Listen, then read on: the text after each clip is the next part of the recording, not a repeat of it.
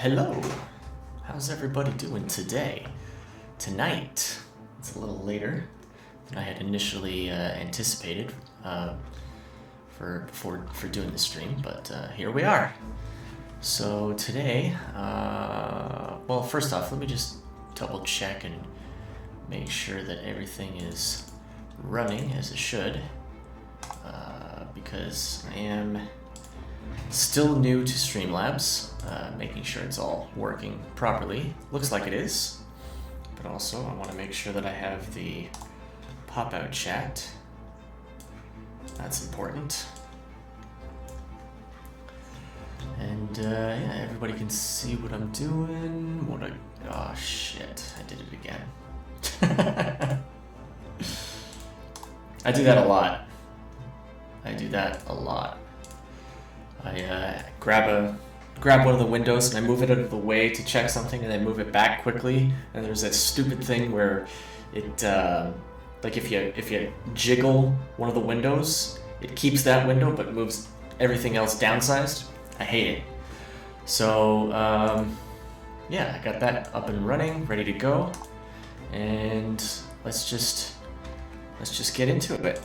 Why don't we? So, one of the things I want to point out, and I'll go into my camera view for this so you all can see, is this right here. This is an issue that I've been dealing with, and I've been thinking about how I can resolve it. So the thing that's happening is basically the center line is where the color layer ends. And I'm using the color layer to cut this. So it doesn't extend beyond it, because if I grab this and pull it back, you can see that it actually extends beyond where it cuts off here. So that's going to be important, because we want to have line consistency. We don't want to have this sudden jagged edge right here. So I've been thinking about how I can do this without separating things, because I have this as two separate pieces. You can see I've got one here, and then I've got another one right here, and those connect together using a auto patch tool. So the thing that I want to do is similar to what I did with the legs. You'll notice that the legs also have the line right here. You can see it is highlighted. See? That's how the line goes. And then I have the outline extending past that. So I'm going to do the same thing with this. So all I really have to do here is, you know what? I'm going to grab a display, a new display. So let's go back to the rig building so you can see both. And what I'm doing is I'm going into the node library. Oops. Where did it go? Alright, well, I'm just going to type in disp, and that'll bring up the display node. And that's the node that I want. And I'm going to drag it into the node view. And I've already got the section of the cape like up here, selected. So what I'm going to do is just connect that display there. And then in the main view, I can go to display. And, you know, I'm just going to go and rename the display to temp. So that's going to be my new display. And if I then go to the temp display, it'll show me only this piece that connects to that display. So if I go back to the main display, just display, and I zoom out, I go down here, that's this right here. So you can see everything that I've built so far plugs into that display, right? So that's how the displays work. Pretty simple. So I'm just going to select that, and if I go to my node view and then I click O, it'll basically snap to whatever I have selected. Really, really, really nice thing to have when you're dealing with these hierarchies that are so gigantic. So that's really nice. So now that I've got that temp display, I can see what I'm doing more simply, more easily. So now what I want is I want the pencil editor. And I'm just going to grab that, and I'm just going to drag it so that the inner line matches up with the center line.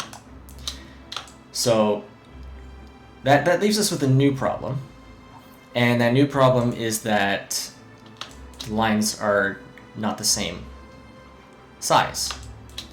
But that's pretty simple. We just grab that on the outside and just push that further.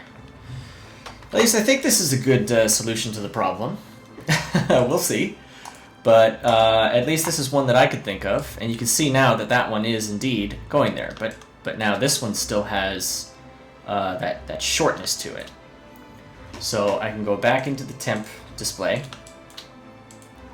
I can grab this one, find the line, bring that up, and then bring that up. I might bring it up just a little more. There we go. So there we go. Now, this is another thing that I worry about with this, is this fracturing. Because you can see if you really zoom in, you start to get this little gap in certain spots. So, because I don't want that, what I'm going to do is I'm going to go into the top cape. I'm going to use my selection tool. I'm going to go into the color layer and the drawing. So you can see that's what I'm doing. So I'm deleting that, going into the line layer. I'm going to select the color that I need.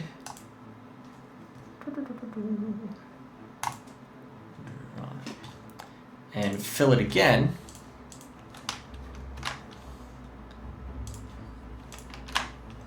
And put that back in. Now that doesn't seem to actually fix the problem. So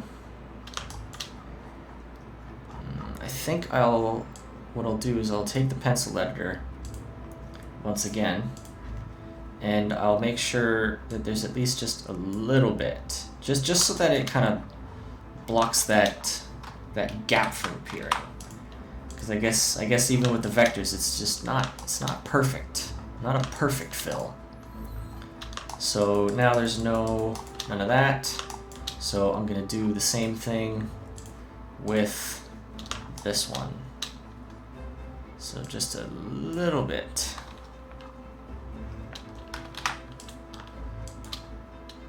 So now that gap's gone. Okay.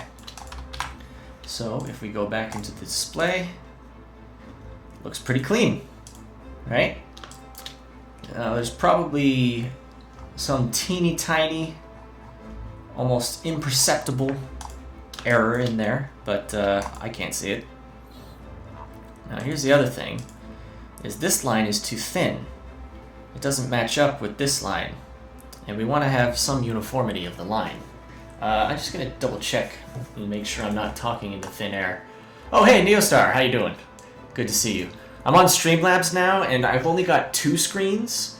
Now that I'm using Streamlabs, it's become exceedingly apparent that 3 or more is going to be necessary moving forward. So I'm gonna save up a little bit, and I'm gonna get myself a new screen so that I can have 2 screens up here, and then my tablet, of course, for all the drawing and whatnot. And that's where I put the main screen. So welcome, thanks for hanging out. Hopefully you're learning something. I know this is probably not like super helpful to everybody, because like, you know, if you want to actually get this program and try it out for yourself, it's expensive. It's a costly program. It's professional, you know, professional stuff that we use in the industry. So Neostar, gotta ask. Oh, and Captain Fuckhead, how you doing? How do you guys do? Can you hear the music? And if so, what do you think of the volume of the music? Is it too loud, too quiet? Is it too distracting? Is it appropriate for the Red Rooster theme? Kind of that sort of like, you know, slow build, heroic kind of thing. But I don't want it to be too busy, so that it's like taking away from like the conversation and the actual content. My eye for detail is frightening. I don't know, man. It's just something that you learn with time, like just spotting the things that are wrong with what you're working with. It's a lot easier when you're working with somebody else's art, for me. I don't see the errors and the issues in my own art very well. Awesome, glad to hear it, Neostar. Music is just fine.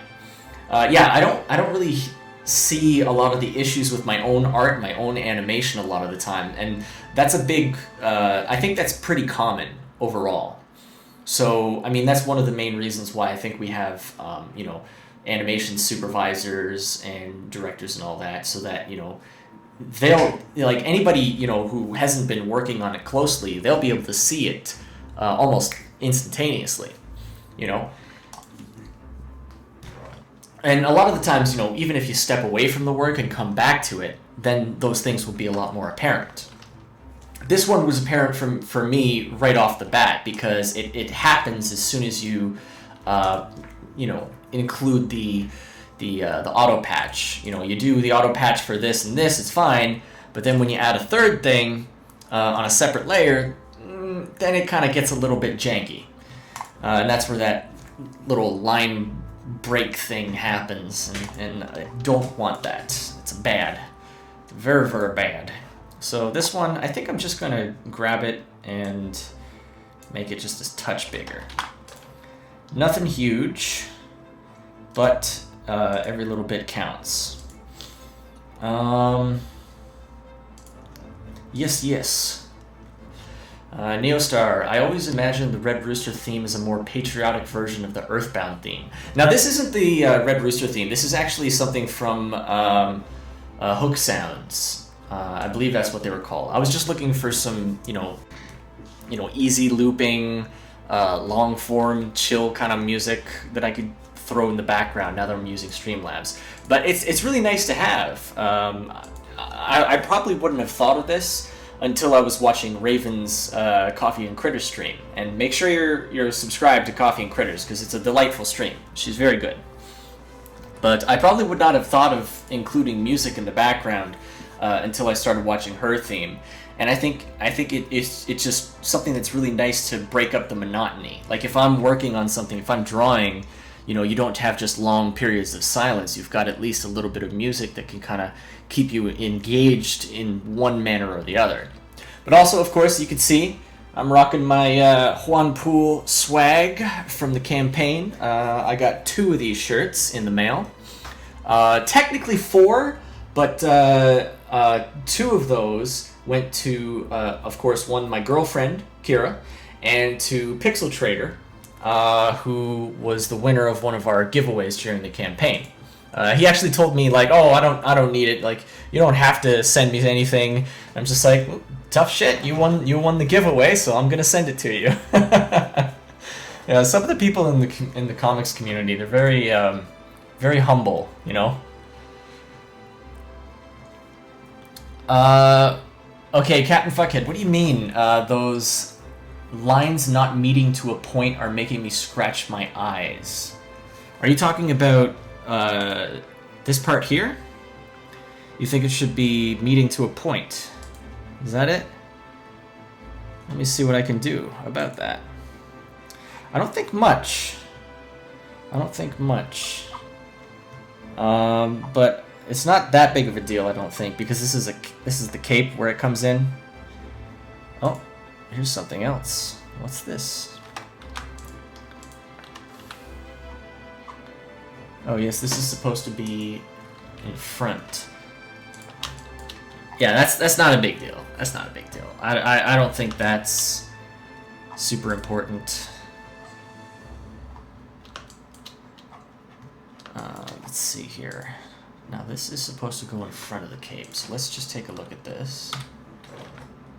The back shoulder. And that connects there.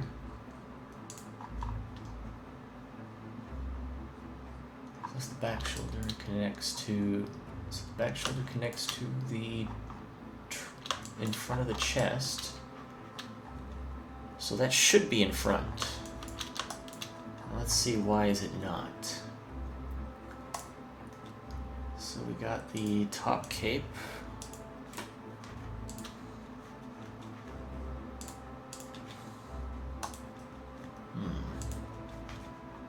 That's the top cape. Where's the front cape?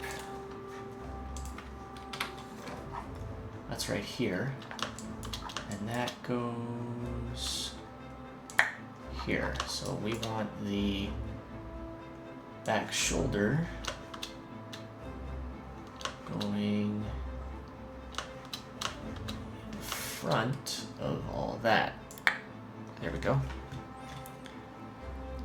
But then that makes this in the wrong spot. So we gotta grab the backpack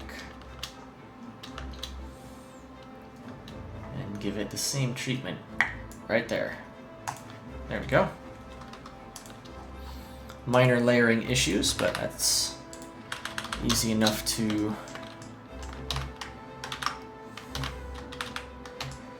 remedy.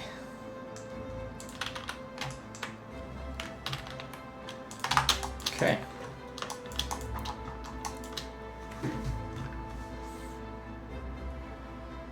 Yeah, Captain, you're right. It probably is just you.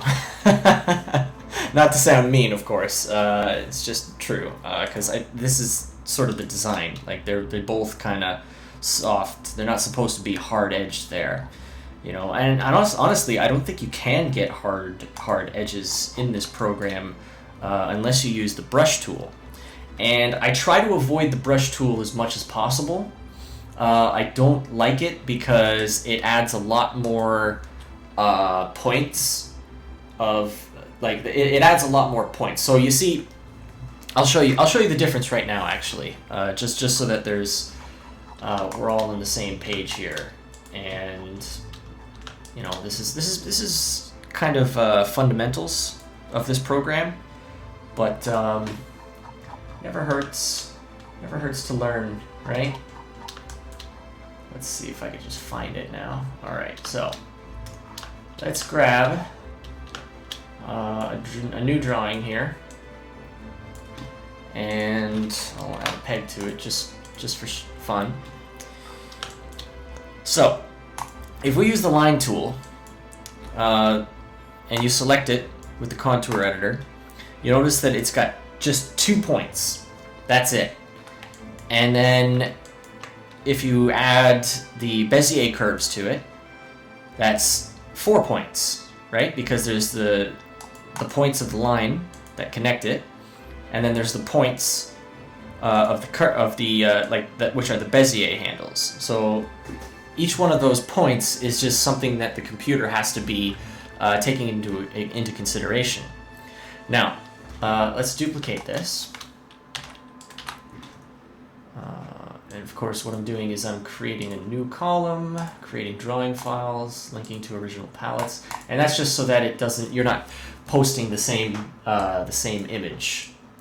Because if you just copy and paste, any changes you make to the second one will affect the first one, and we don't want that because we're trying to show the difference between them right now.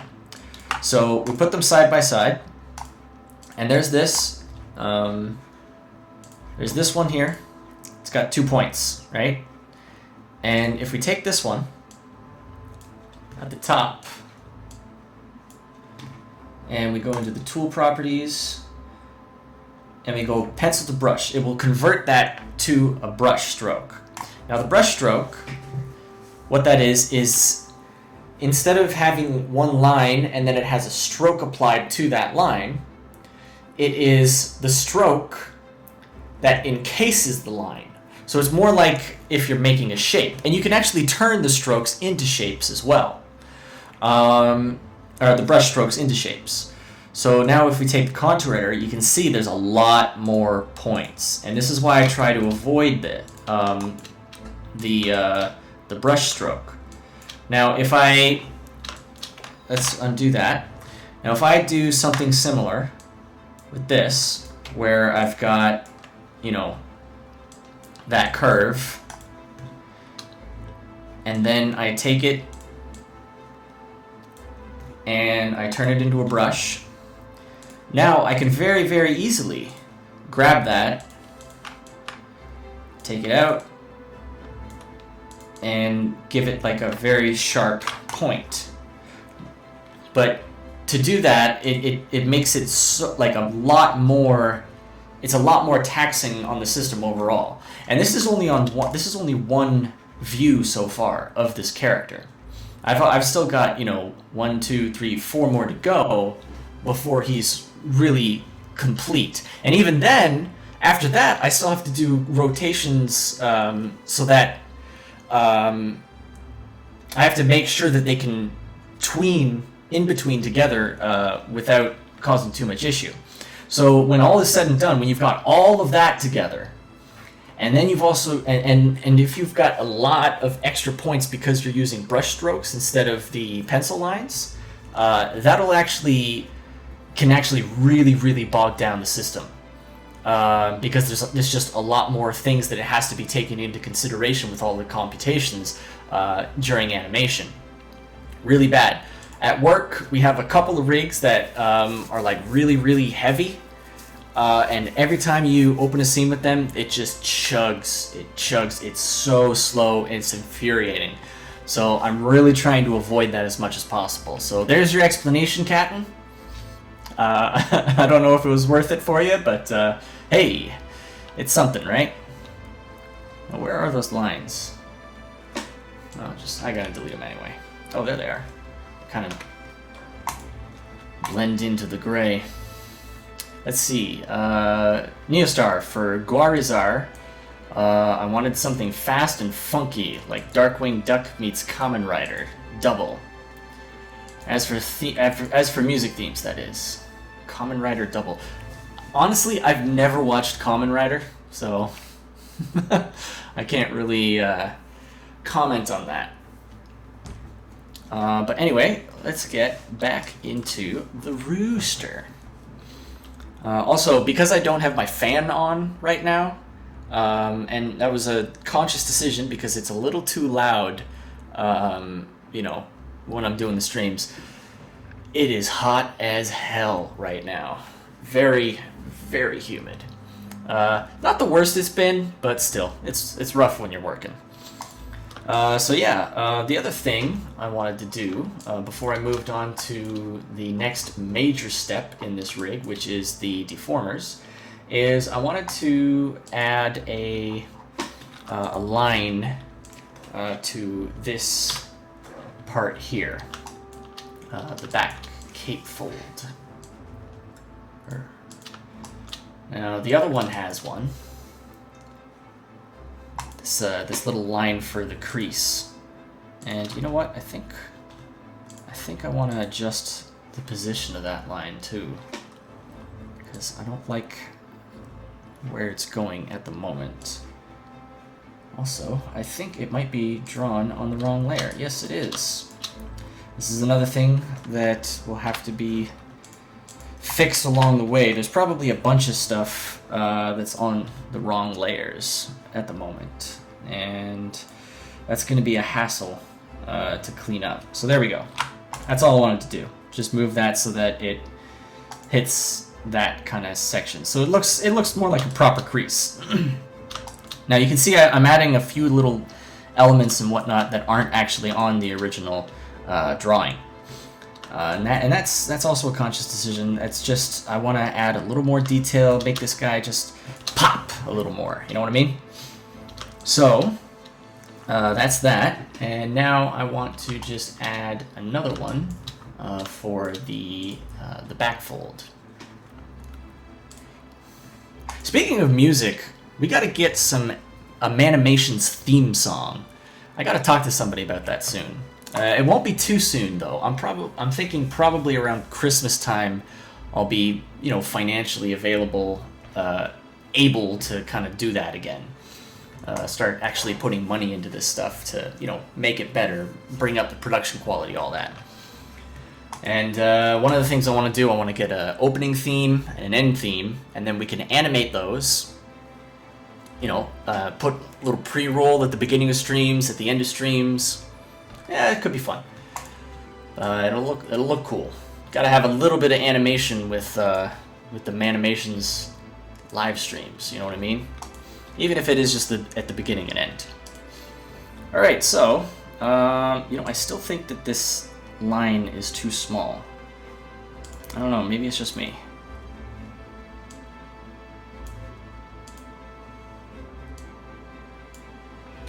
How about that? Yeah, I'm happier with that.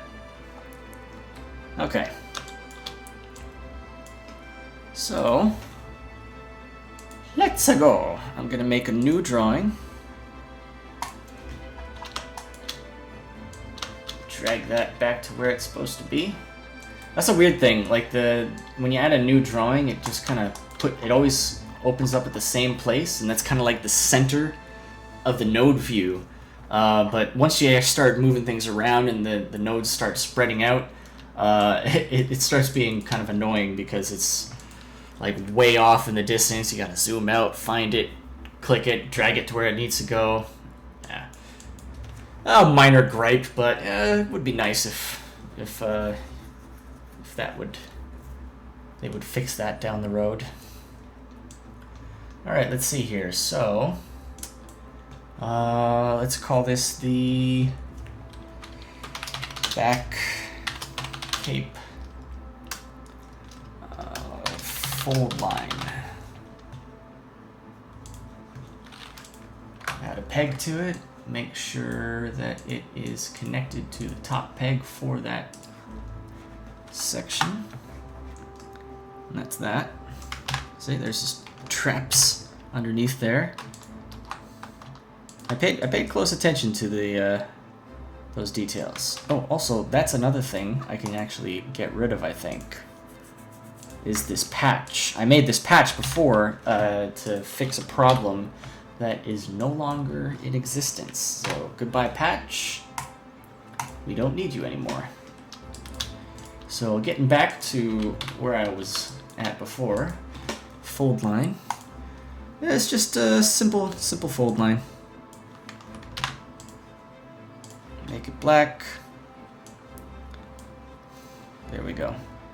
And that's that. All done. No, I'm just kidding. That would be terrible.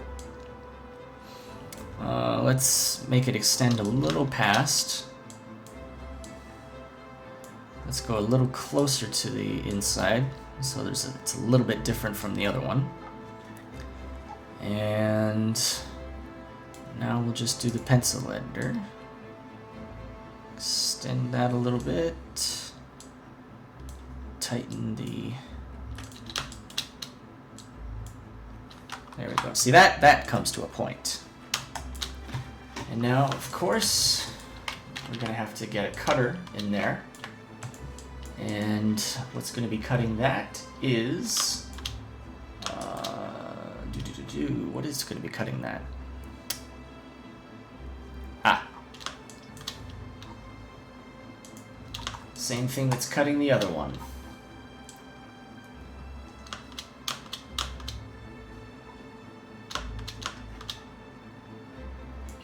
There we go.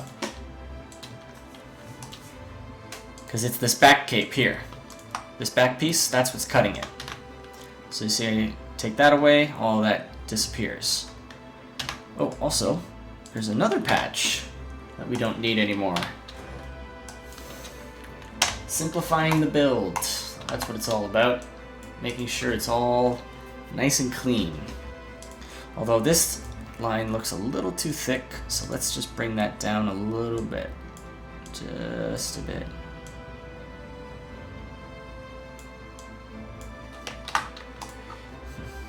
What do you guys think? Sound off real quick.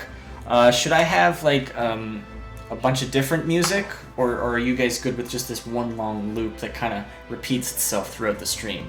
Because I was wondering that just now because I'm thinking like, oh, if the stream goes long and it's the same, same track over and over and over again, it might start to get a little boring or even potentially irritating. So let me know what you guys think, because I can always get more music and then just kind of, you know, cycle through them all as we go. I just have it on a Windows Media Player. Ah, damn it! I did it again. No, I don't need Skype. Go away, Skype. You're not wanted here. Streamlabs. The internet. Toon Boom Harmony. That's what we need. Captain Fuckhead says, I get that, brother. I had to learn AutoCAD way long back. Even just using Clip Studio, I could try keep everything as simple as possible. Hashtag boomer. It's not a boomer thing, man. It's just that, like, I just unconsciously shake things all the time. And it just makes things difficult. You know what? I'm wondering if this one could use a second fold line. Kind of looks a little bit odd with there being just like one fold line for each of them. You know what? I'm just going to take that and scale it. Shift it back like that.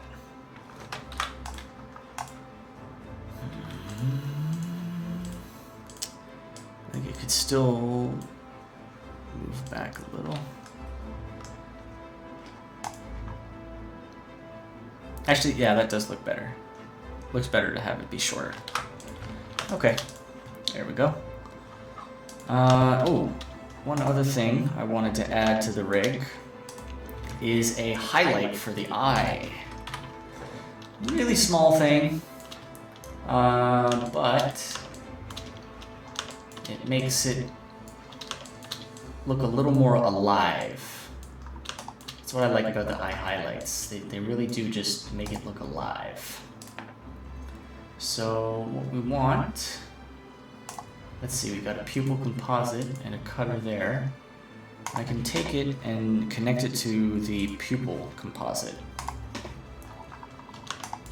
Now this is going to be really simple. This is why I'm doing this right now, because it's like a super simple, super fast fix.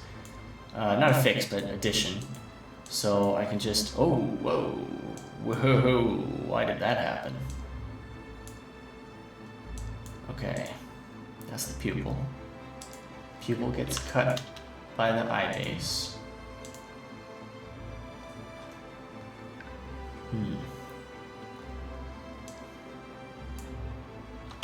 This is strange. There's always something. There's always something, kids. Let's see.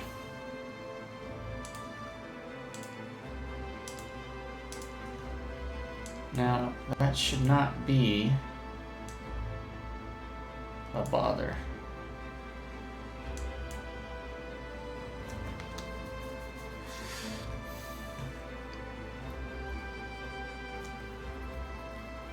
Looping works. Okay. I still might. You know what I think I might do is, depending on the subject matter of the stream. Like if I'm doing Red Rooster, I've got this sort of heroic kind of traditional kind of hero music. You know, if I'm doing something like, I don't know, Rick and Morty, I might do that, like some weird sci-fi kind of sound. I don't know. But this is bothering me. Now, what I've got here is we've got the base of the eye. That's right here. And what the base of the eye is doing is acting as a mask for the pupil. And the pupil goes into a composite, which goes into a cutter, which gets cut by that mask, and then goes into here.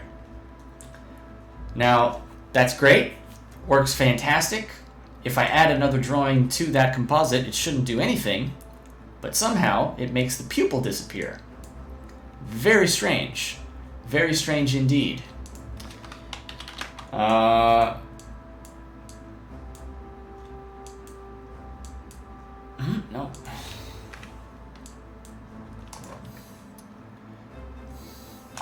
Hey, no worries, Neostar. I didn't even know you went anywhere, because you didn't say anything. So this is frustrating, because even if I put it this new drawing after on the full eye composite, it grays the whole thing out completely. This is bizarre. It should be an easy thing to add a new drawing, but somehow it doesn't want to. So let's try this. Let's call this front eye highlight. And give that a peg. Then we'll get a new peg. Connect that to the front pupil. And then together with the eye highlight, we'll call this the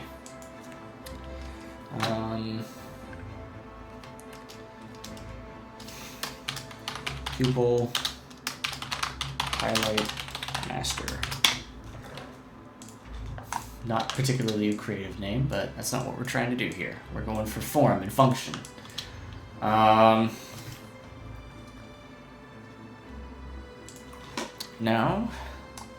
let's grab an ellipse and let's make it a small, just so we can see what we're doing. Let's make it a 2. And we want white. Hold shift so that it's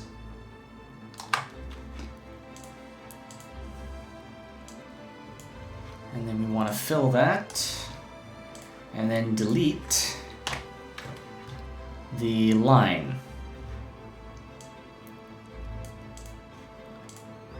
Then we want to put this in place where we want it. Make sure it's the size that we want. See? Tiny little thing, but I think it makes a difference. But also it helps with like the lighting direction. Maybe, I don't know. It's not really how we use it at work. But anyway, now that we've got that, let's see if it still removes the pupil when we connect it to the proper composite that it should be on. It does not. Strange. Very, very strange. It actually works just fine now. That is a bizarre little quirk that Toon Boom has decided to throw our way. Well, what can you do? Gotta move on. So I'm just gonna grab that and copy it because it's gonna be pretty much the same size for the other one. And we're just going to go over to the back pupil. I'm going to move the whole thing over a little bit, just so there's a little space to maneuver. And I'm just going to do that paste, and to make sure that any changes that you do to this don't affect the original, create new columns, link to original palettes, always create drawing files. Very important. So now, make a new peg, call that back highlight pupil master P. Make sure that there's caps, and rename this one to back, and get rid of the one that it adds for pasting. Back, right, get rid of the 1, connect that to there, and oh, I don't have a composite for that one. There we go. And now you don't want to actually move it by the peg in this scenario, because what we want to be doing is we want to establish the default position of the drawing. So if you move it by the peg, like I'm just going to do that now. I'm going to move this by the peg over here. Now if you press Control R and reset it, or Shift R, it just goes back there. That's not what you want. When you press Shift R, you want it to go back to its default position, and the default position should be looking like this. There's going to be some issues with that down the line with different views, because a lot of the stuff that we're going to be doing is manipulating things on their peg layer into the different views, so that they tween properly and all that, you know, for making rotations and all that. You'll see. We'll get there. But yeah, you do not want that. So what you want to do is grab the drawing.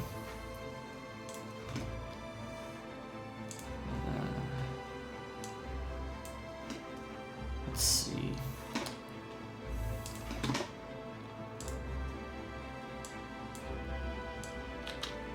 And move the whole drawing. Now, I'm just going to shrink it by a teeny tiny amount, just so it's not the exact same size as the other one. But now, if I'm Shift-Ring, resetting its position, that's where it will go. But yeah, makes it a little more alive. Just a little bit.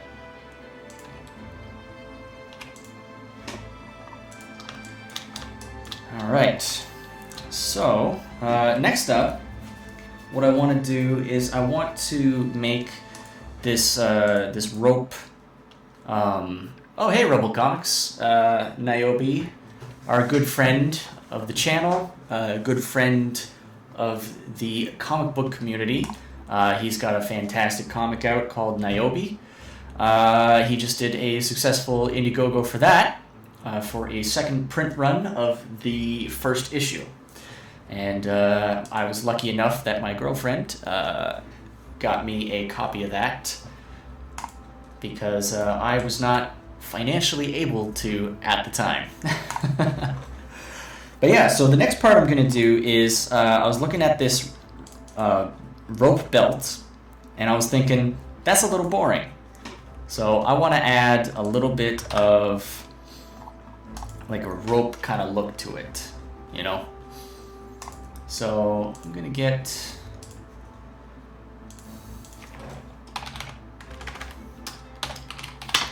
a little reference.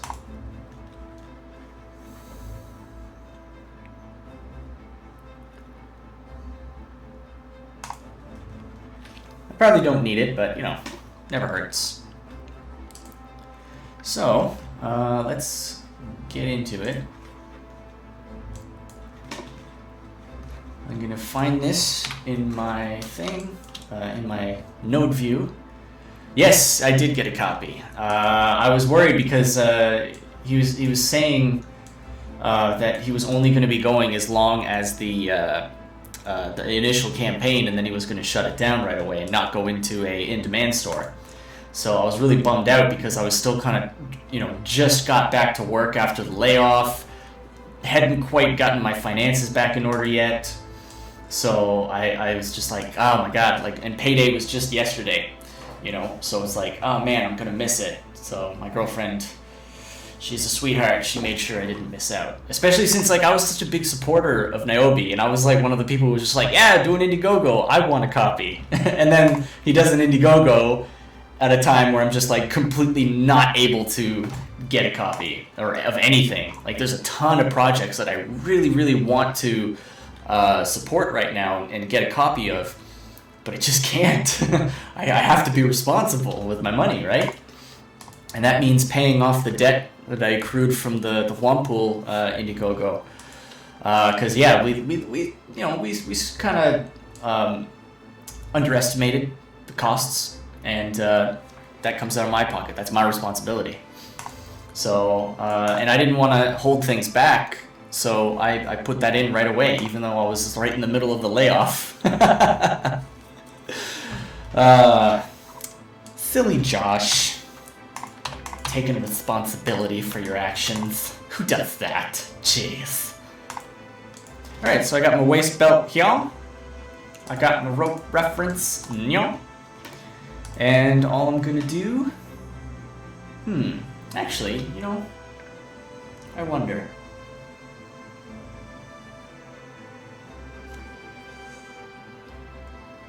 Yeah, you know, if I do decide to do that, I can always change it later.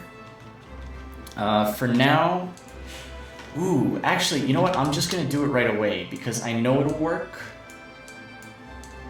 So I don't want to make the assumption that the thing that I don't know will work when I don't know it'll work. So what I'm doing now, I'm gonna make a new drawing again. And that's gonna be the details of the belt. So I'm gonna call this belt details.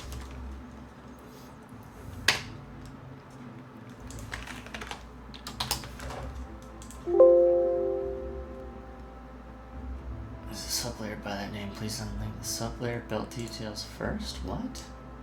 All right. Well, anyway, let's get that. We'll make a new. Call this belt master, and that's where it'll connect to. Now this is pretty simple. All I'm doing is I'm just going to take a line and I'm going to extend it beyond the actual belt. So, oops, wrong color. So let's do that. Simple. And I'm just going to manipulate the shape a little bit so that it follows that that belt kind of pattern. Oh, come on. There we go. So there's a little bit of curve. Not extreme. Subtle. And I'm just going to copy that and paste it and move it.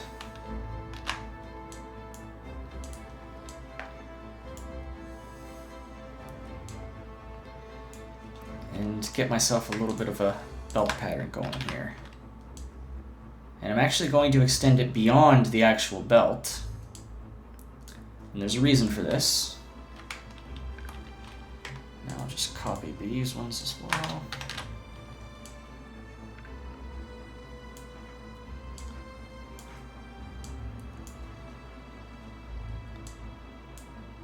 There we go.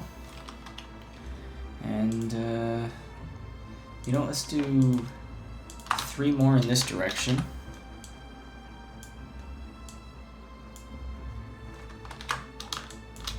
And we'll do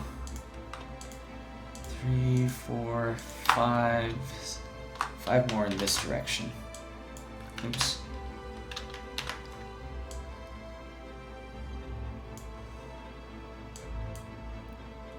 There we go.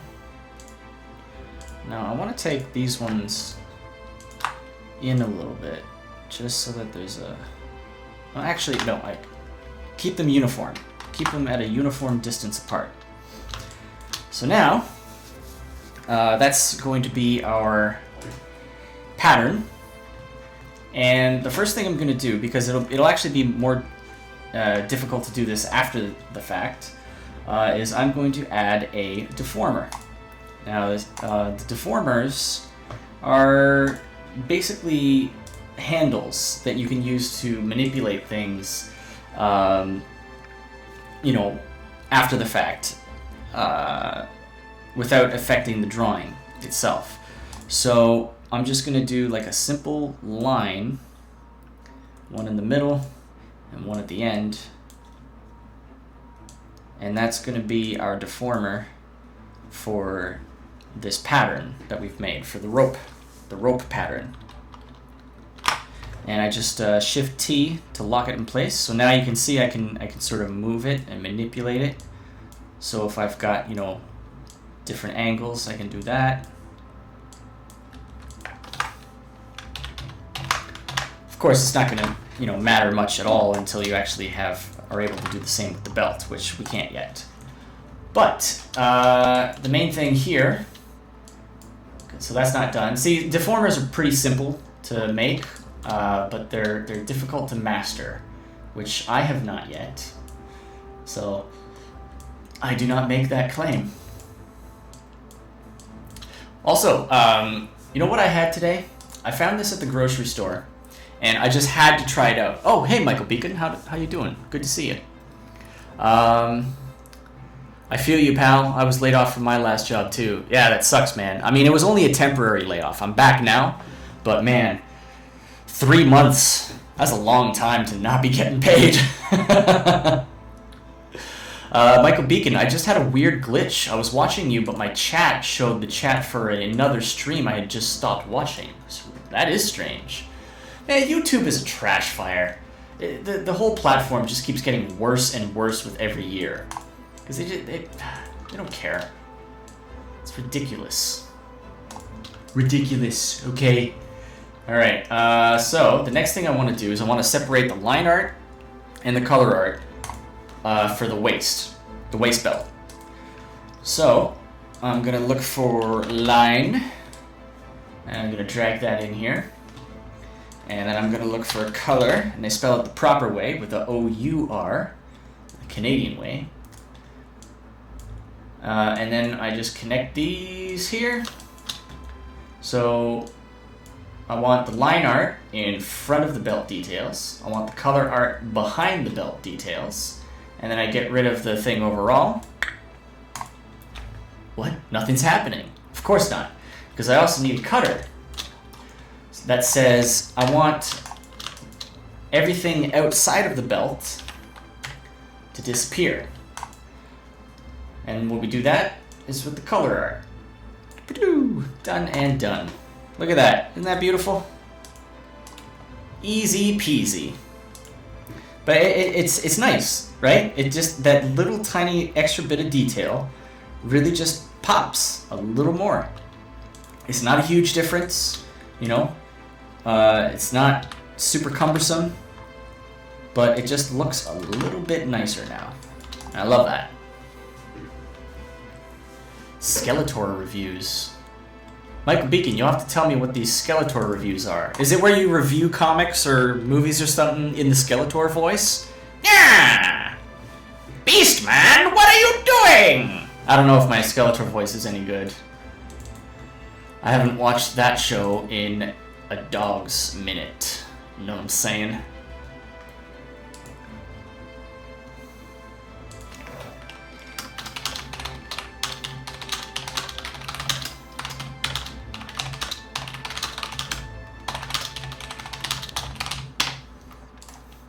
So I gotta do another test stream later tonight with Jeremy so that we can see about figuring out the details of how we can set up things for guests to come on.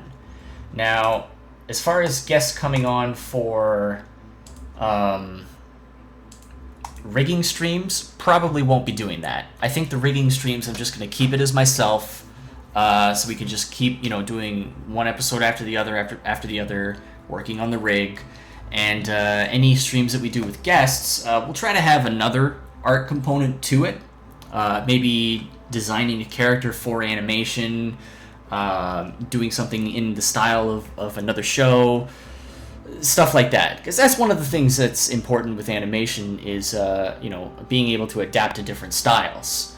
I'm not perfect at it, but I try, and I think I do okay. I think we got the Pokemon style down pretty good, yeah, it's just a matter of practice makes perfect.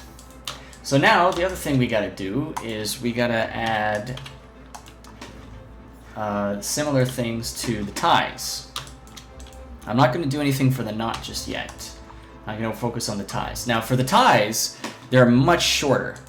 So, I don't think we're gonna have to worry about perspective with these things like we might with the waist tie, because the waist tie. Hey, Jeremy, how's it going?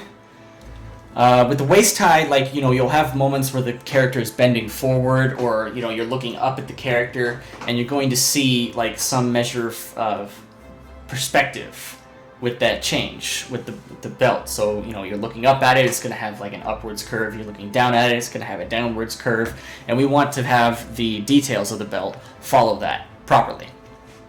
So The front ties, on the other hand, like these parts right here that kind of hang off, they're not as big, they're not as long. I don't think it's going to matter as much because they just kind of dangle anyway. So as long as you have them following, like, you know, the action, the movement, all you really need is the secondary animation on there.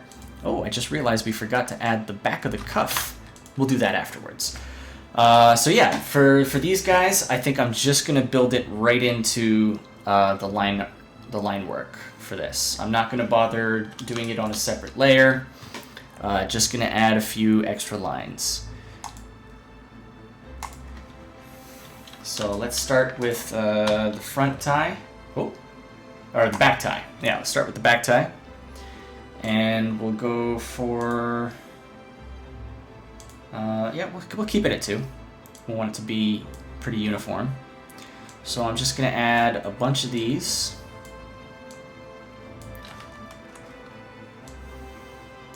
And eventually I will be adding a deformer to this as well. Actually, I might as well do that now since we're getting into deformers today anyway.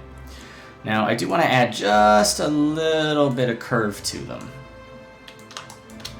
Nothing major.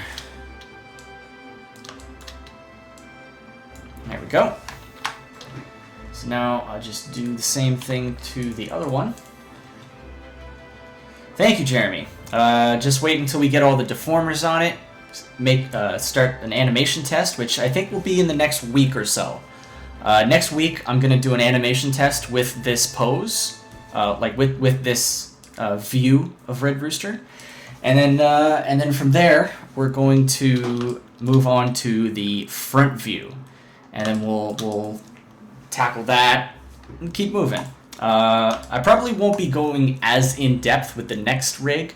And I think with the next rig I'm going to do, because I've been wanting to do this for a really, really long time, I just got to do it. Plus, I think it would be really fun to do like a little animated short with these two characters interacting. I'll show you in just one moment which one I'm talking about.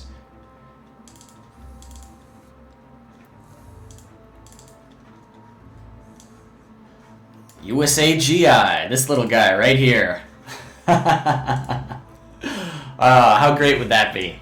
I mean, it would be a pretty simple rig, all things considered. I mean, he's a little ball of floof. It's like one ball, like one circle here, one circle there, 2 circles for the ears, elongate them. You're basically as good as done. So that'll be a much quicker rig, and something that I think will be better for highlighting and well, not only highlighting how to do things quickly, but also for people just getting started with animation rig building. So let's just finish this guy off real quick, and then I'm gonna go get a drink because I'm a thirsty boy. Like I said, it's quite hot in here. That's what I get for not having air conditioning. There we go. Grab those bad boys. And if you don't know, Black Hops by Timothy Lim and Mark Pellegrini, and I believe also colored by Brett R. Smith. I'm not 100% on the colors. I'm not 100% sure, but I'm pretty sure. Those guys are fantastic, great people, and they make terrific comics. I've loved every single one of their comics so far. Space Force, which I was in, My Hero Macadamia, Black Hops, top tier comics. Like really, #1 stuff. Like they are my favorite team, my favorite talent team, period, because of those. So this guy here, same thing as the other ones. I'm not gonna do anything fancy. I'm just gonna do one line here, and then just give it a curve, and let's see what else. Maybe I'll do another line here, give that a curve.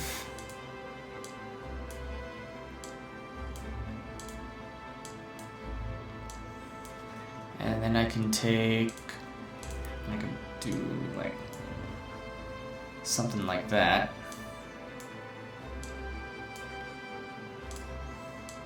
So it looks like,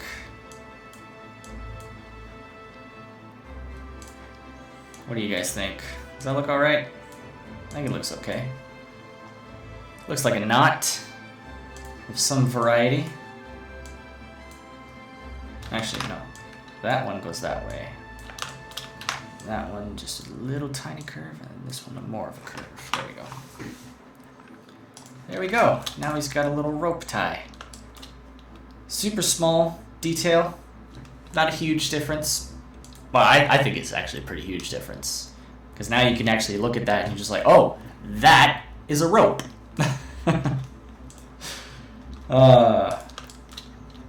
You know, this stuff is a lot more fun to do when you actually have people to talk to. I like that. I like that.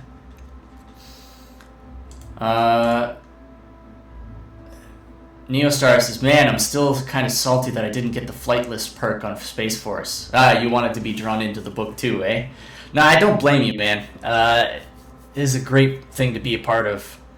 And, you know, it may have cost me a pretty penny, but I'm very happy with it.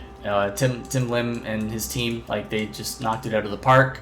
They made me feel like, you know, I mean, yeah, like, it felt like money well spent at the end of the day, so I have no gripes about it. Oh, you're gonna appear in Movie Men. Good stuff, man. Neostar, Movie Men. Who is Movie Men by? I believe that is... Ooh, I'm drawing a blank. Ah, forget about it. Alright, what do I gotta do now? Oh, yes. Like I said, I forgot the back cuff. Let's see here. Back shoulder, back forearm. Okay. So, what we want... We got the back cuff, but we need the back of the back cuff. So let's go grab ourselves a new drawing. Add and close. Find it and bring it back to where it needs to be. And I'm going to put this at the very end. And that's going to be the back cuff. What do we want to call this? We can't call it the back cuff back. I guess we can. We'll call it back cuff back. Why not? Like we said earlier, it's about functionality. And we want it in the... You know, I have it so that I can move this independently. I feel like I should have that connect to the back cuff back so that we can have both of them move together.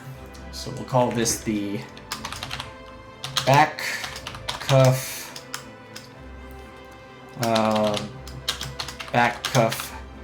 back master P. Little wordy, but that's what it is. Jeremy Lott. Yes, you are right. I believe that is the guy. He seems like a good fella. Yeah, you would have loved to appear in the book, but you would have settled for having your name listed on the flight list. Yeah, man, it's an honor. It really is an honor to be among those folks. And a lot of my friends, some of my friends' characters even got in there. I believe there's Regina from Rags is also in Space Force. Jeremy Fine, he loves those convoluted naming conventions. Yeah, it's the back cuff, back, you know? Or the back cuff, back master. Okay, that's one of those say it 3 times fast kind of things. Alright, so now that we've got that set up, now we just need to add the back cuff back. So that's going to need an ellipse, it's going to need to be black, and we're just going to draw that and then make sure it is the right size. I believe that's a 4-point stroke. Now, just gotta line it all up.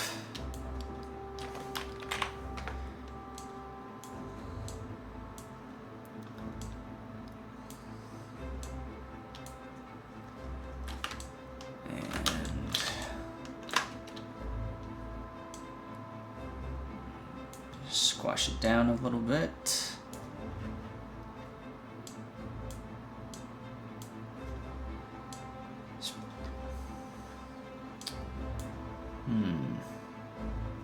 Wonder, should I squash it down more?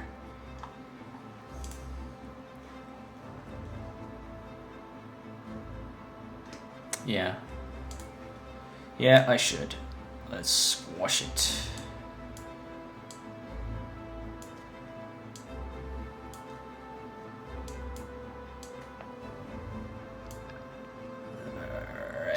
That one lines up pretty good.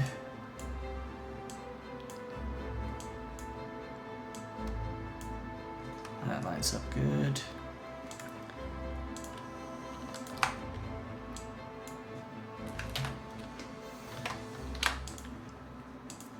I don't want there to be overlap. Looks like it just fits. Okay. So now I just need my costume brown interior. Stroke that, delete it, and put it on the proper layer, the color layer. And it's in front now, and now it's not.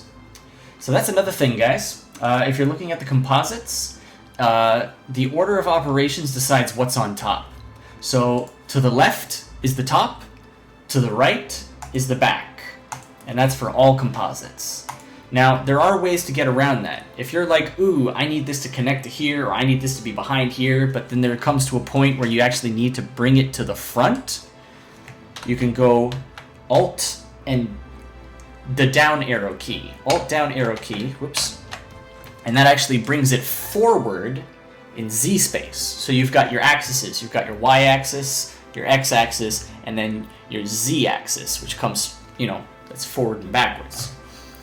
So there's that, and I believe with that, that concludes the principal build for Red Rooster on his 3/4 half. It's all done. Probably going to be some bugs moving forward still. Things I gotta work out, figure out, modify, expand, contract, simplify, and then that's not even taking into consideration the actual rotations. So these things, they're tricky. But practice makes perfect, and I am going to become perfect. Jeremy Fine says, "I have a front view for you." Disgusting! You disgust me, you disgusting pervert. I know what he's actually literally talking about the front view. He's decided that he wanted to adjust this front view so that it matches a little more with the 3/4. Minor changes, but hey, it's always good fun. Let's see. So all I did today so far was I added the highlights, fixed the cape. The upper cape section, fixed the layering order for the shoulder and pec and the front of the cape, added the details to the rope, added a deformer to the rope design. So you can see how we can kind of we have a lot of options for that. And we can also take these points here, and if we want to give it a little bit of that a little bit of dimension, so you can see it starts big and then kind of gets smaller. We could do that by squishing these parts in. So lots of stuff you could do with that. And then yeah, now it's just a matter of putting together all the deformers for this guy. Oh hey, Dillard Draws, how are you doing? Thanks for showing up. I forgot I was subbed to this channel. I don't blame you, Dillard, honestly, because we haven't really been putting out a lot of content for the last little while. Actually, for like 4 months, we have not really put much any content on here. We've put a few shitposty kind of animations, but we kind of got rid of those because we're kind of trying to move it forward in a little more of a professional direction. So we got rid of any of the mean-spirited stuff. Eventually, I think we will probably, you know, like put out another avenue for the mean-spirited, you know, shitposty kind of animations, because I mean, I still want to do them. I love that stuff. It's fun. But for now, you know, we're trying to just focus on, you know, putting together animation content, tutorials, rigging streams, animation streams, like just kind of bringing people into learning about animation, how it all works, and having some fun chatting with, you know, some good people while we do that. And then, you know, we're also going to put together animations of our own that we will be putting on the site. And this will be one of them. We're going to do something with Red Rooster. What? We don't know quite yet, but we're getting there. We're getting there. The first step is making the animation rigs, because we are doing high-end puppet animation. At least that's the goal. We're going to try to make it very high-end. Now, the other thing I'm going to have to do eventually is, right now we only have one cell for the hand. Eventually what I'm going to have to do, and this is going to be a whole stream all on its own, is I'm going to have to take the hand and break it up into pieces. So you're going to have the main hand piece, you're going to have the right thumb, the thumb, the finger, each finger will be its own drawing layer. Then the main hand piece will be its own drawing layer. There might be some additional line pieces, like you know, like that crease that you have in the hand, all that kind of stuff. And then what we have to do is we have to like sync them together so they appear as one cell, but they are actually multiple cells that you can actually animate independently. It's pretty cool stuff, but like it's pretty extensive and exhaustive to get it all set up. So look forward to that stream, because the hand stream is going to be very interesting, I think. Very interesting. Also, Dillard, you've been getting into researching animations. That's fantastic, dude. So definitely, you know, keep an eye on this channel while you're at it, because we will be teaching you many animation things, hopefully. Eventually, I also want to get into hand-drawn animation on here, because there will be, you know, I want to touch on it all, because there's a lot of stuff that I'm also learning myself as I do this. Rig building is not my area of expertise. So, you know, I've got someone that's helping me out with it. You know, he's going to be, you know, critiquing my work off camera, obviously, and, you know, helping me to figure this out better, so that I can, you know, as I move forward, I'll need less and less and less of his help, and I'll be getting better and better and better at, you know, making the rigs. Now, the animation streams, those are going to be really fun. They're going to be a lot quicker, too, getting to the meat of it all. Rigging is very, very technical. It's very time-consuming, especially when you're still kind of figuring it out, you know. But, yeah, it's... I really like it. You know, there's a lot you can do with these rigs when you really, like, put the time and effort into, and the love into making them, like, very versatile. And I hope that's what I'm doing.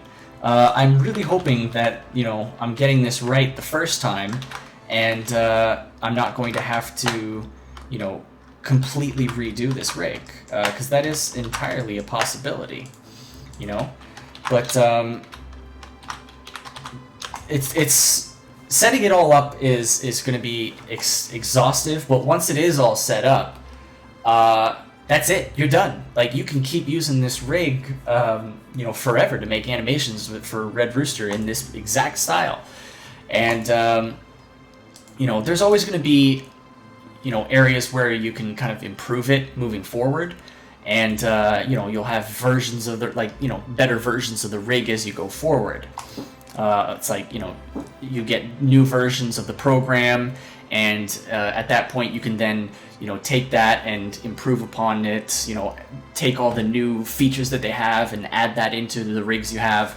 Or if you're just like, There's so many different, like, so much better ways to do things now. I might as well just redo the rig altogether, and we'll do stuff like that, you know, moving forward.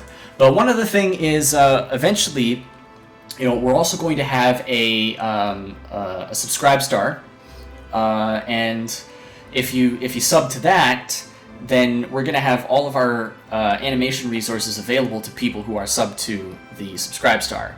So if you support us financially, we will give you high-end assets that you can use to make your own animations, and it's going to be all of the rigs and stuff that we built.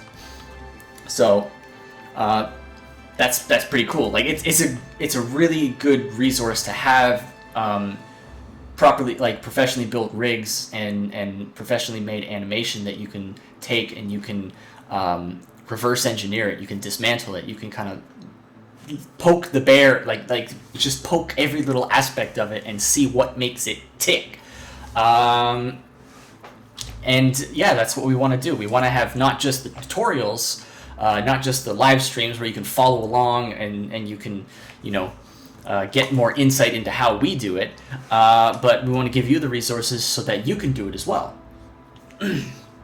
Now, that being said, the rigs that I'm using is in Toon Boom Harmony, a very expensive program. Now, there are ways that you can you can actually get Toon Boom for cheaper,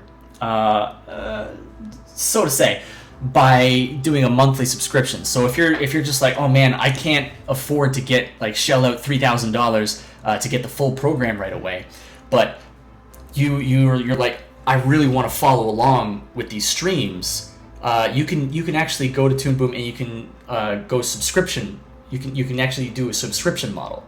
You can purchase it outright, but they do also have a subscription model if you just want to use it for, like, a certain amount of time, and then if you're just like, oh shit, like, I'll just let that, you know, run out, like, I'll just, if you're no longer, like, actively using it. So that is a possibility for some people. I bought it for myself, you know, an outright purchase, $3,000, not cheap, but because I'm in animation, because this is actually my career, it's what I do for a living, and because I do want to build MANimations to be its own, you know, animation studio eventually, that is a cost that I happily paid for. And eventually, hopefully, we can get Jeremy a copy of Toon Boom Harmony, so he can start brushing up on this stuff too, and we can, because once that happens, then if we're both working on it, that'll, like, kind of cut a lot of our time in half on developing some of our animations. Because doing it all myself, like all the rig building, yeah, I could use a hand. I certainly wouldn't say no to it anyway, and of course the animation too, you know. And I've got other people that, you know, I've got at least one other person that wants to learn how to do this stuff, so we might grow. Do you need a high-end setup to run this program? I don't think it needs to be high-end, but it is always a good idea when you're dealing with animation to have a pretty robust system, because there's a lot of, especially with this kind of stuff, for hand-drawn animation. If you're just doing straight hand-drawn animation, I don't think you need a big system. But when you're doing rig animation, the rig animation is actually a lot heavier on the system than the hand-drawn stuff, because the hand-drawn is just like one drawing, and then another drawing, and another drawing, and another drawing, all that jazz. Whereas the rig stuff, it's all connected drawings in this giant hierarchy. Like, it's all, you know, all sorts of things that are moving and computing all at once, and it's a lot for the system to take into consideration. But it's a nice thing to have, because then you always have that consistency of the look, of the style. You can give this to any animator and they can just go right to town animating the character, and it's always going to look like the character. Now, as far as the acting goes, that's a whole other story.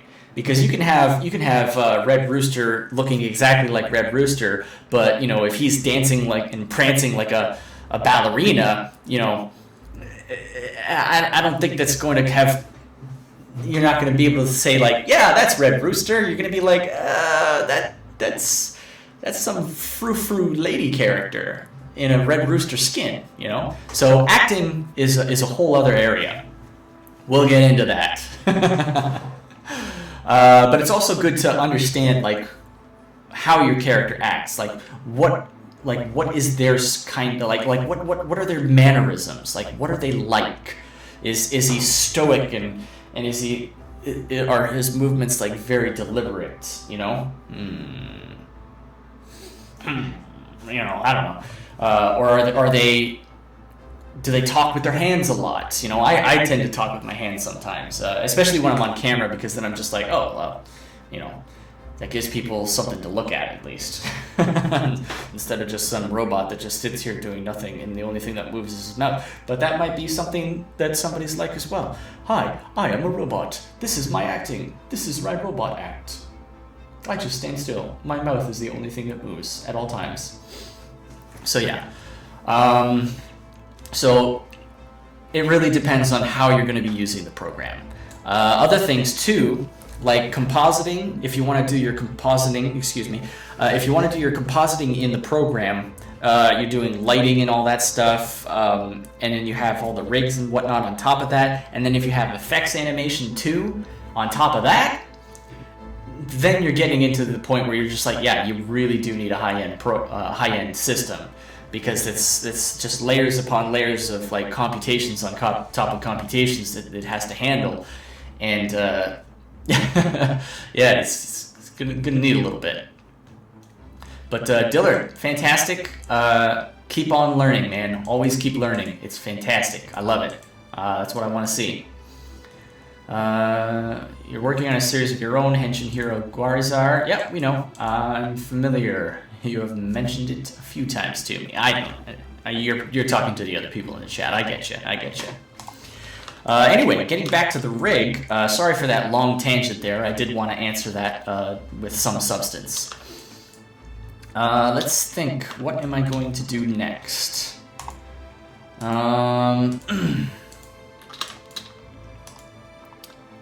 What should I do next? Excuse me.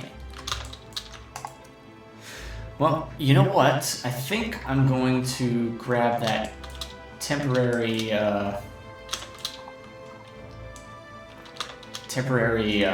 display, and I'm going to use that for the cape. And I'm going to put some deformers on the cape. So, let's move to the temp.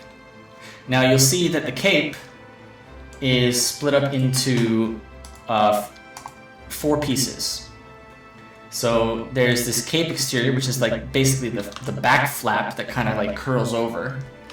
Then there's like these 2 pieces behind here, and then there's another one of these in the back. So I haven't drawn that one. I'm gonna wait until I'm on another view, and then I'll do it there. So Michael Beacon, I was buying a car today and sold the car dealer on my book. I mean, he got more money from me than I did from him, but hey, always be closing. That's fantastic, Michael. Are you sorry, what was your book again? Michael Beacon, you are chromosome, is it 76 or 96? Chromosome 76? 69? 67? Something. Dillard draws. Yeah, I was thinking about hand-drawn, but this looks super interesting.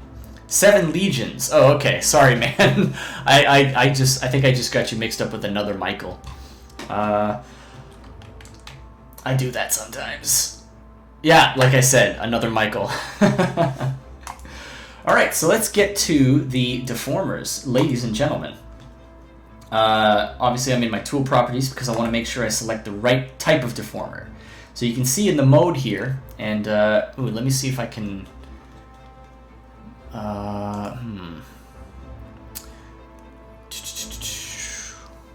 You know, I'm going to make a new scene, and I'm going to call that... rename that to, I don't know, side view? I'll work on it. And let's make that a, I'm in Streamlabs right now. Let's make that a display capture. Bottom screen. But I'm going to zoom. Let's see, I'm going to zoom it. Zoom.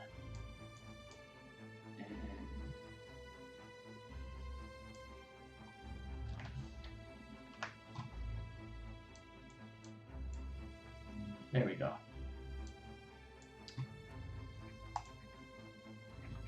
And you know what? I'm going to add some color sources as well. And that's just going to... Whoa!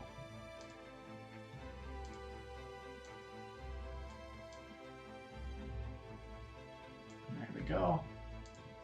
There we go. Okay. So, you guys are seeing this, right?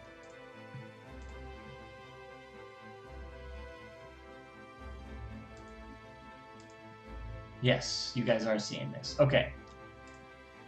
Get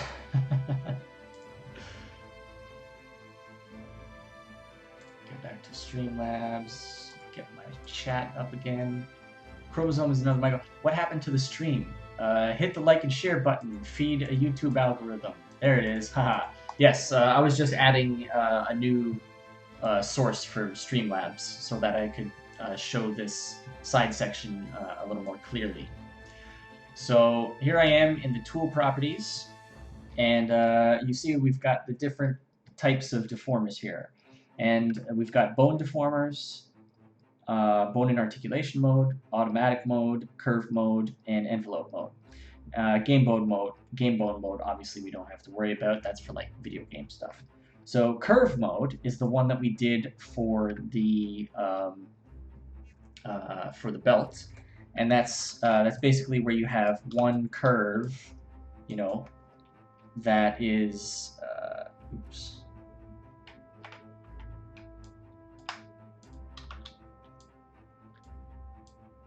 There we go. Curve is backwards. So yeah, you have one curve, and then that will kind of like affect and deform based on that curve. Now you can see with something this big, that's definitely not the right one to do, because you start to get breaks and artifacting, which is definitely not what we want. So I'm just deleting that deformer. Now what we want, as far as deformers goes, oops, I didn't show you that. Shit. Okay, so let's try this again with Gusto.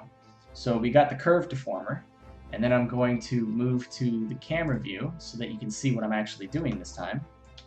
So the curve deformer is like what we did for the belt. We've got one curve, and then that affects, you know, you can kind of deform things based on that curve. But then you can see something this big, if you start to move things too drastically, you start to get breaks in it. And that's bad. It's not what we want. Alright? So what we want, and I'm just going to delete that one, and go back to the side view. What we want is this one, the envelope mode. So what this means is that we actually are going to put points all the way across it on the edges. And also, just so you know, the more points that you have, the less chance you're going to have for artifacting. At least so I've been told. I may be off on that. I don't know. I'm not an expert. Not yet. Not yet. I'll get there. I will be an expert someday. So, throw down your points. I probably put too much points. Yeah, I put too much points. So let's go, let's draw 1, 2, 1, 2. I want one in the middle, so let's go middle, middle, middle, middle, and then the end. Yeah, I think that's good. Just want to make sure that the lines kind of match up as well. It's got a nice even curve.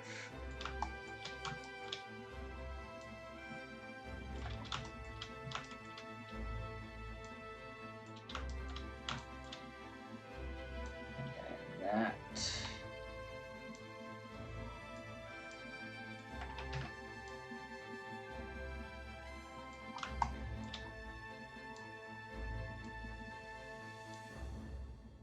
Hey Jeremy, what do you think of the music? Is that good?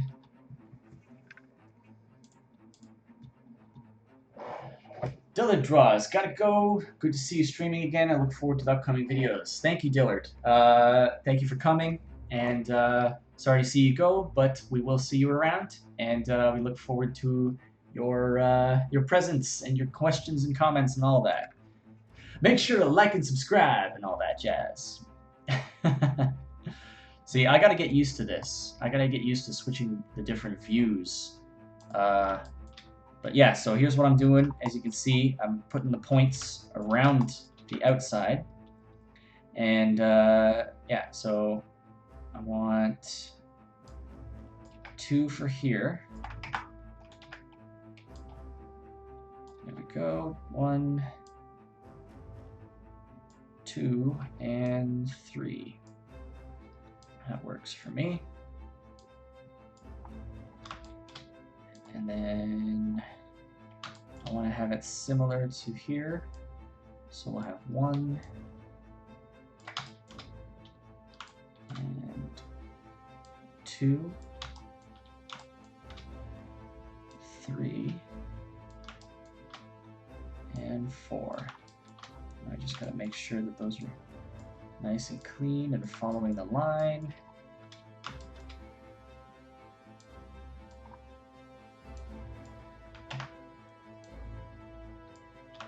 Also, guys, if I stick too long on a particular view and I'm doing stuff that you can't see, let me know so I can fix that.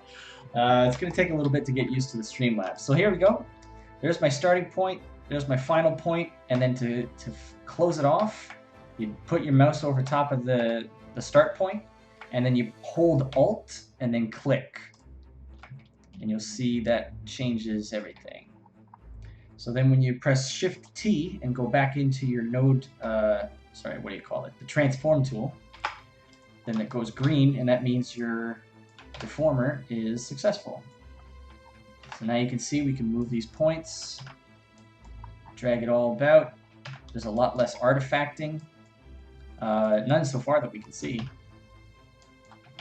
And with this, we'll be able to, you know, manipulate the curves, reverse the curves even of our cape.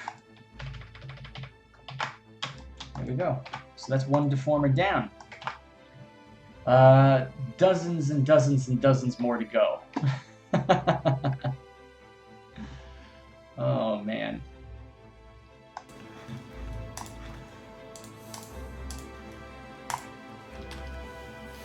Very dramatic, fits the art. You're talking about the music, what I asked you. Yeah, it's good. Yeah, I want to try and get, you know, royalty-free music that we could use that will kind of suit whatever it is that we're doing. If we're doing just like a regular talking MANimation stream, I don't know, maybe we'll get some sort of like manly music. But also to anybody watching, just so you know, you are able to donate to us. If you look on the screen, there's the link there that says MANimationsINC, and then there's the live with the red dot. Underneath that it says it's our Streamlabs address. You can actually donate to that. Captain Fuckhead did earlier today. He just gave us $2 to help us test it out. Thank you. And so we don't have super chats on YouTube because we only have 300 followers. But hopefully eventually we'll get there. Until then, if you do want to, support us in building this independent animation studio that will hopefully go on to do great things, that's where you can do it. Or what you can also do, and this is what I totally endorse because I'm all about that swag, if you know me, is you can go to our TeePublic store. And I'm just going to bring that up for you here.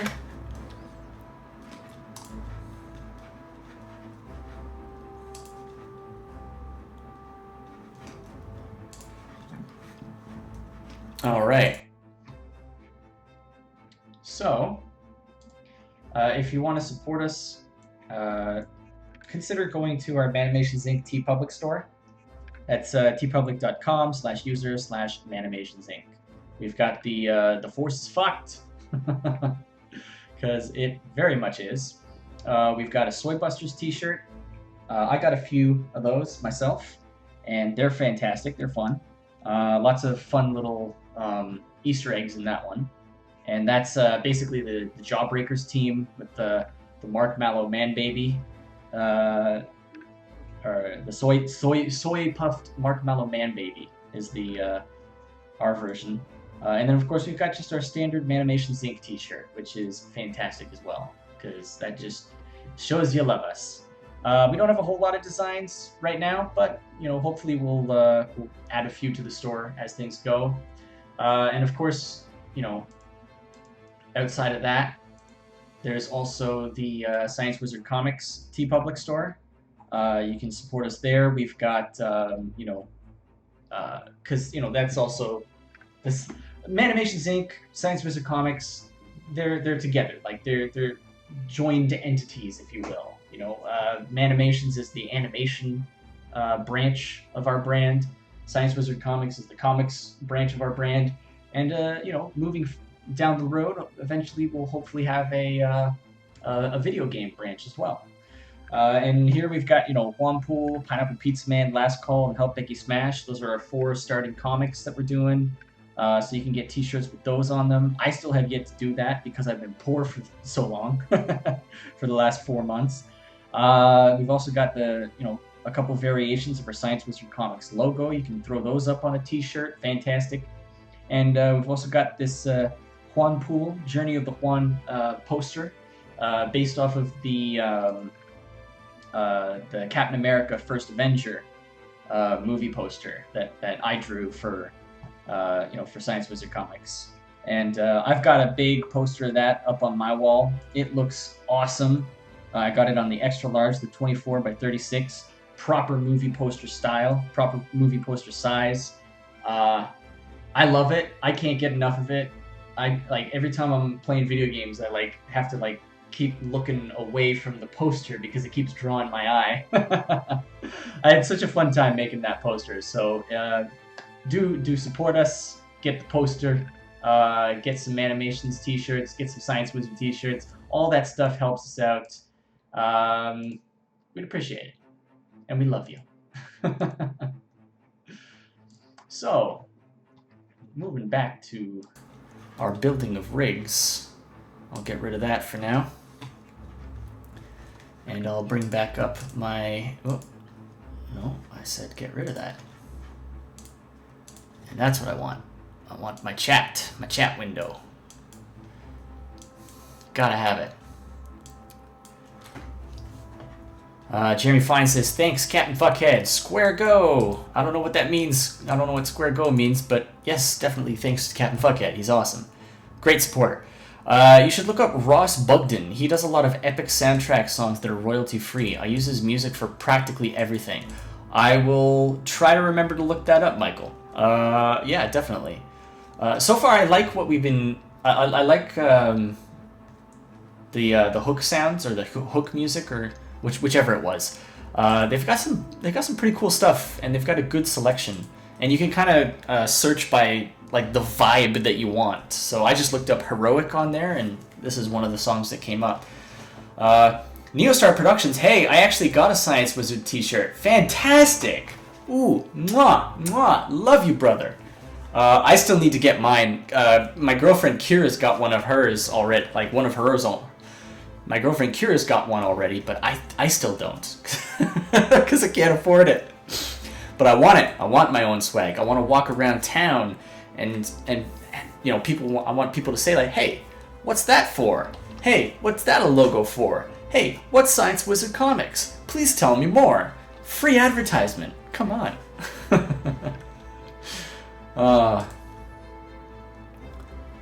Alright, well, I am absolutely like just dying of heat right now. I think, you know, we've started to delve into deformers. I've showed you guys a little bit of that. We've, you know, basically got the 3/4 pose almost completely done. So I think I'm going to end the stream here for now, because I still want to do another test stream with Jeremy Fine. We're gonna come back for just a little bit as soon as I end this portion of the stream, and we're just gonna test out Streamlabs with Skype and how all this is gonna work with guests on. See if we can have, like, you know, the two people. See if we can have them on there. Plus, you know, also, like, if we're having people drawing on here, we can have their drawings up there. It's tricky.